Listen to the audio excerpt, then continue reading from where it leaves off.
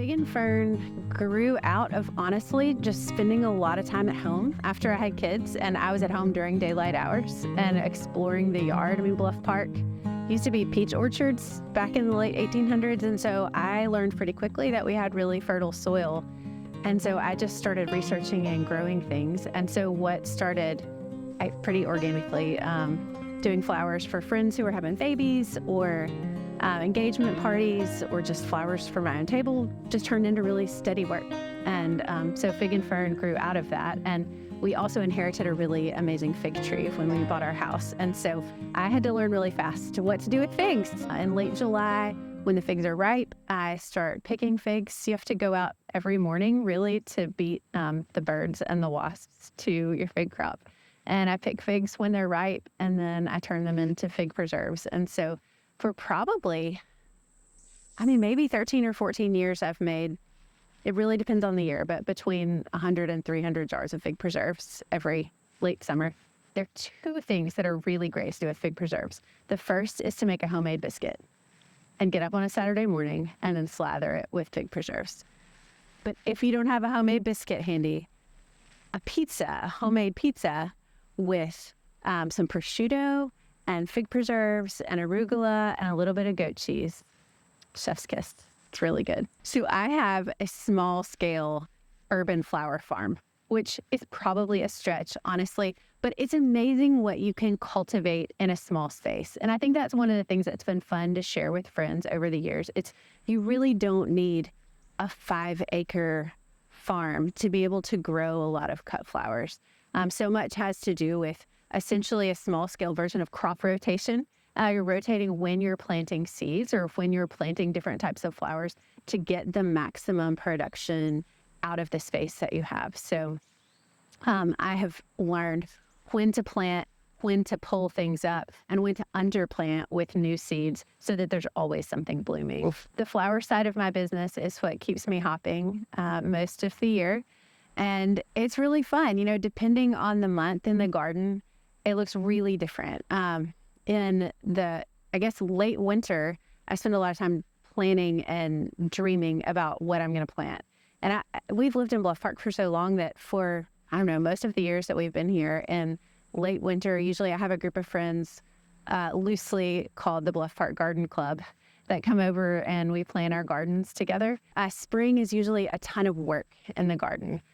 Doing seeds, doing transplants, pulling out all the dead things that winter frost killed.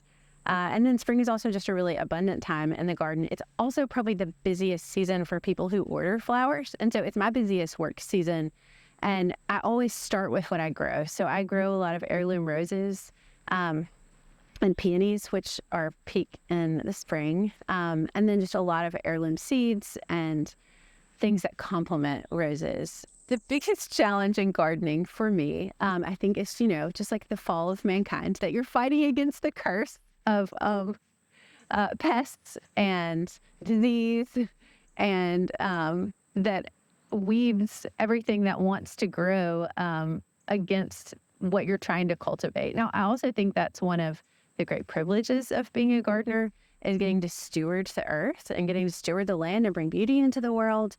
So much is out of our control. Right? I can't control the weather. I can water my garden, but I can't control the weather. I can't control if a colony of groundhogs moves into my garden. A groundhog was in my garden this year and my dog tussled with it.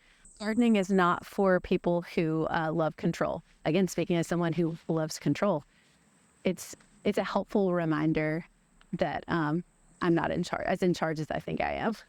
There are lots of challenges that come with gardening. There are also lots of great rewards. Growing anything that is really beautiful takes work. Plants that are really easy to grow Are often missing something. They don't have a great smell. or they don't last that long.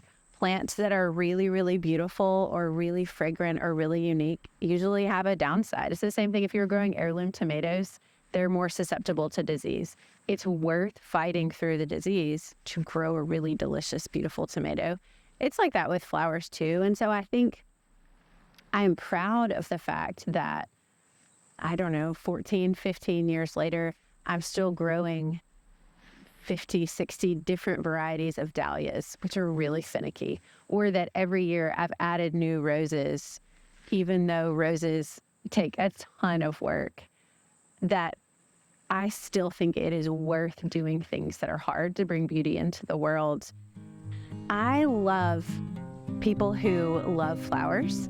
It has been really fun to get to talk to so many people over the years who either they love flowers or their wife loves flowers or their grandmother always made fig preserves. And so they're so excited to find somebody who is more of our generation that makes fig preserves. I can't tell you how many sweet conversations I've had with people around, oh, I remember that flower. I used to have it growing in the house that I lived in elementary school. Remind me what that's called. Or people who are ordering flowers because they're about to propose to their girlfriend.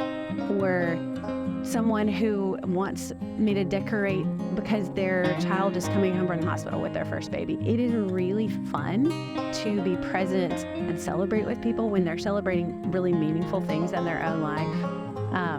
It's just been a gift. I mean, people are so interesting, and it is a really rich thing to get to come alongside folks in their moments of joy and in really hard moments. Flowers don't fix anything, but it is a privilege to get to minister to people through beauty.